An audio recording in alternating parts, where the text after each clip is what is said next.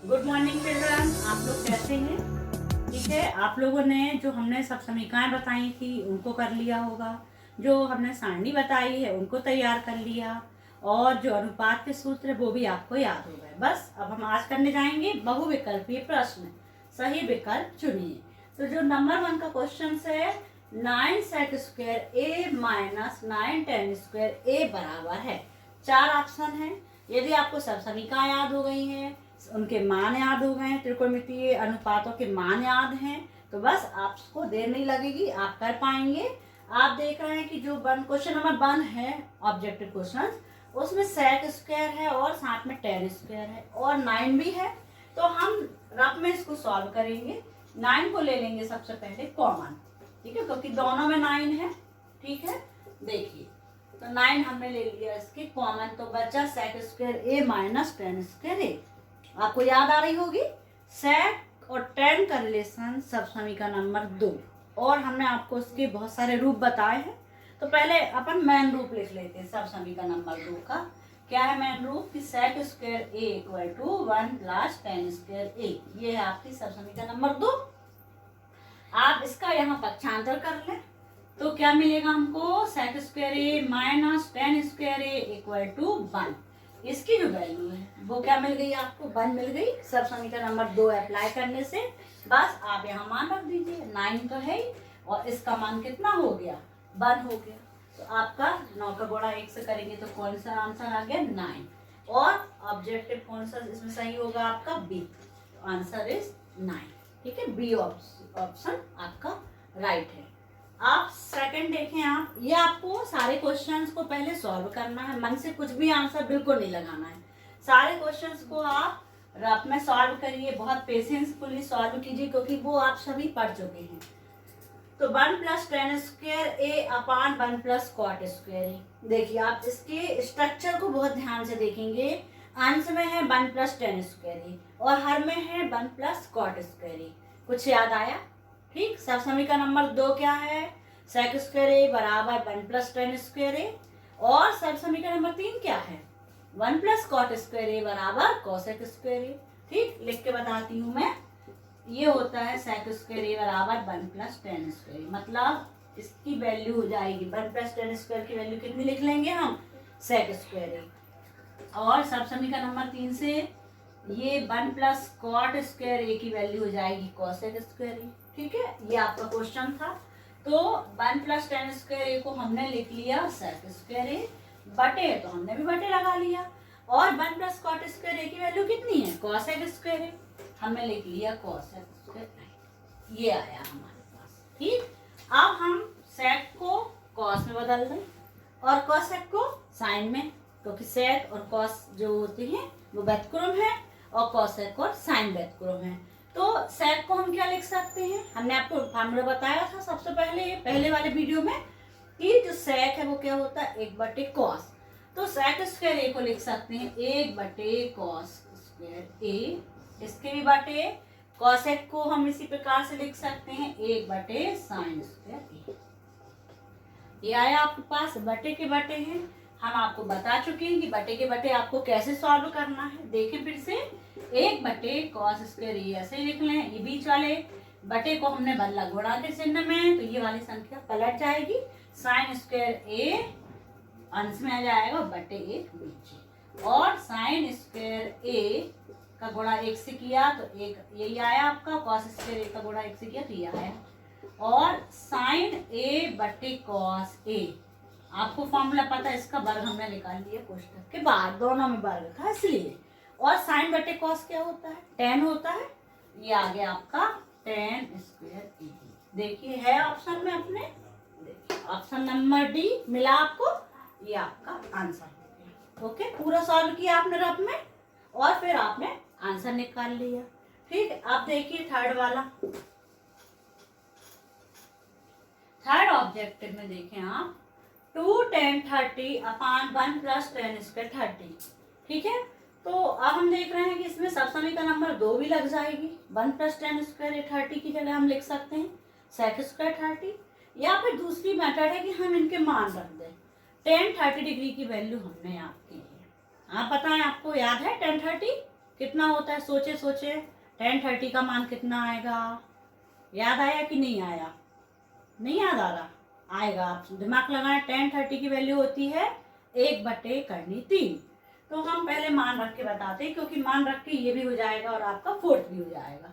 तो 2 tan 30, tan 30 की जगह हम इसकी वैल्यू रखते हैं ब्रैकेट में 1/3। ठीक है, याद आ गई होगी आपको। 1 + tan² 30 है, तो 1/3 का किया बात। जो आपका क्वेश्चन था हमने उसमें tan 30 की वैल्यू रख दी 1/3। ठीक है, अब देखें आप, 2 का गुणा हमने 1 से किया तो 2 एकम 2 बटे करनी 3 बटे 1 धन 1/3 का वर्ग, तो 1/3। क्यों करनी 3 का वर्ग करेंगे तो करनी 3 से करनी 3 का 3 आएगा गुणा करने पर। ठीक है, अब 2/3, इसको हम रफ में हल कर लें। 1 धन 1/3 को हमने एलसीएम लिया, 3 आया, 1 का भाग दिया 3, 3 एकम 3, 3 का भाग 3 में दिया एक बार, 1 एकम 1, 3 और 1 4, 4/3 आया। तो ये हमने रफ में लघुत्तम से हल किया और सीधे सीधे मान रख दिया 4/3। अब बटे के बटे हैं। ठीक, बटे के बटे हमने आपको बताया है कई बार, 2/3 गुणित 3/4। ये संख्या आपकी पलट जाएगी, बीच वाला बटे गुणा में बदल गया। 2 से आपका 4 कट गया। ठीक है, 2 एकम 2, 2 दूनी 4 हो गया। ठीक है, और 3 से 3 करनी 3 कट रहा है आपका, तो ये जो है आप इसको लिख सकते हो करनी 3 गुणित करनी 3, तब कटेगा, अभी नहीं कट रहा था। ठीक है, देखिए 3 को क्या लिख लिया हमने, √3 × √3, एक रूट से एक रूट कैंसिल। क्या आया आपको, करनी 3/2। अब करनी 3/2 हमारे ऑप्शन में है कहीं, ये थर्ड कर रहे थे, हाँ, करनी 3/2 कहीं भी नहीं है। लेकिन हम देखते हैं कि किसका मान करनी 3/2 आता है, sin 60 डिग्री, sin 60 डिग्री इसका मान होता है करनी 3/2। ठीक है, cos 60 का तो 1/2 हो जाएगा आपका। ठीक है, तो आप देख रहे हैं कि कौन सा ऑप्शन सही आएगा आपका, sin 60, जिसकी वैल्यू होती है करनी 3/2। ये आपका ये वाला ऑप्शन सही है। इसी प्रकार से यदि माइनस वाला करते सेम क्वेश्चन से, तो यहाँ पर प्लस की जगह क्या हो जाएगा, माइनस हो जाएगा। और जब हम माइनस सॉल्व करेंगे तो क्या चेंजेस आ जाएंगे, यहाँ पर घट जाएंगे। अब ये जोड़ रहे थे, अब ये क्या हो जाएगा, 3 में से इसको रफ में हल करके बता देती हूँ मैं।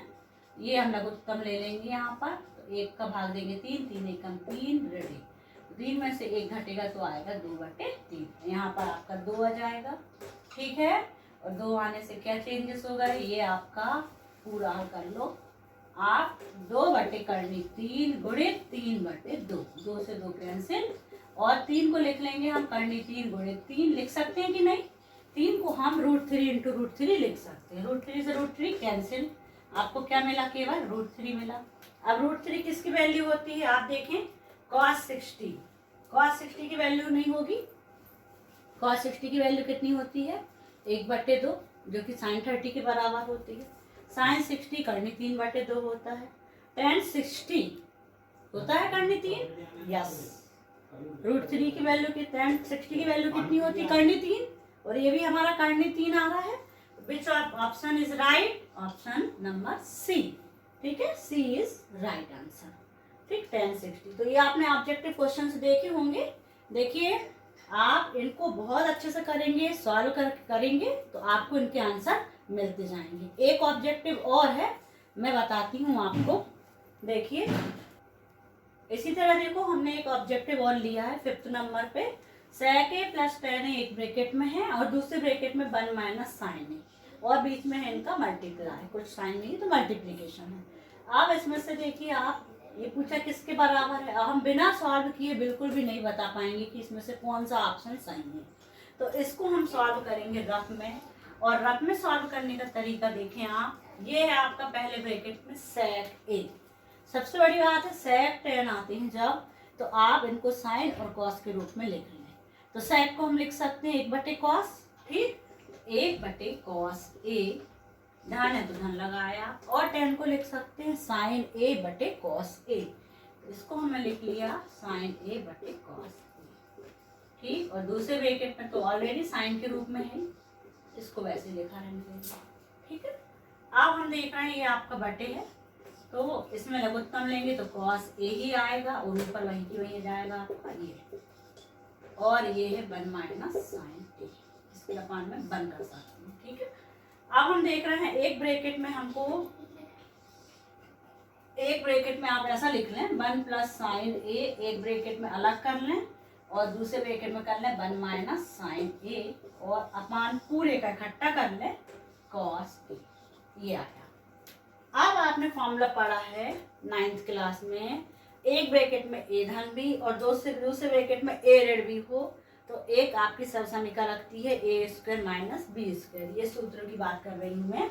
ए वर्ग माइनस बी वर्ग बराबर ए धन बी, एक ब्रैकेट में और दूसरे कोष्टक में ए ऋण बी। अपन ने कई बार लगाई है सर्वसमीका, तो इस सर्वसमीका को इसमें अप्लाई करेंगे तो ए की जगह पे 1 है और बी की जगह पे साइन ए है। ठीक है, और इस फॉर्मूले से क्या जाएगा, ए स्क्वायर माइनस बी स्क्वायर, तो ए स्क्वायर मतलब 1 का स्क्वायर माइनस बी स्क्वायर मतलब साइन ए का स्क्वायर और अपान कॉस ए। ठीक, इसके बाद देखें आप 1 माइनस साइन स्क्वायर ए, 1 माइनस साइन स्क्वायर ए, 1 का स्क्वायर 1 ही होगा अपान कॉस, ये आया। और 1 माइनस साइन स्क्वायर ए सब समीकरण नंबर 1 से क्या हो जाएगा, कॉस स्क्वायर ए। हमने आपको कहा था याद कर लेना, सब समीकरण नंबर 1 में हम क्या लिखते थे, साइन वर्ग ए धन कॉस वर्ग ए बराबर 1। पक्षांतर करते हैं हम साइन का इधर तो क्या मिलेगा हमको, कॉस स्क्वायर ए बराबर 1 माइनस साइन स्क्वायर ए। इसका अर्थ है कि 1 माइनस साइन स्क्वायर ए को क्या लिख सकते हैं, कॉस स्क्वायर ए। तो यहाँ पर हम लिख देंगे कॉस स्क्वायर ए बटे में कॉस ए तो था ही, और एक कॉस स्क्वायर ए से एक कॉस ए आपका कैंसिल हो गया तो एक कॉस ए बचा। ठीक, क्या बचा आपके पास, कॉस ए। देखिए कौन सा ऑप्शन सही, आंसर डी आपका आया है। ठीक है, option D is correct option. देखा आपने किस तरीके से हमने इसको सॉल्व किया है, तो आप लोग इसकी प्रैक्टिस करें। ये क्वेश्चंस एग्जाम में ऑब्जेक्टिव में या सही जोड़ी में किसी भी तरीके से आपसे पूछे जा सकते हैं। ओके बच्चे।